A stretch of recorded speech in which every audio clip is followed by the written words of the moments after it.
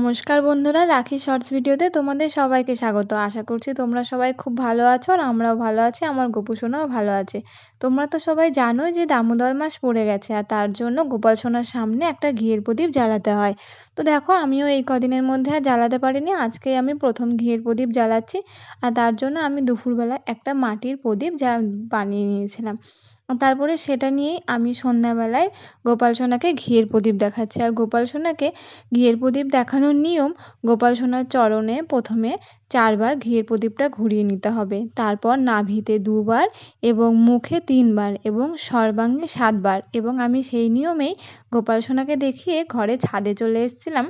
তারপরে ছাদে একটু দেখিয়ে তারপরে তুলসী গাছের নিচে দেখিয়ে প্রদীপটা আমি ছাদেই রেখে এসেছি।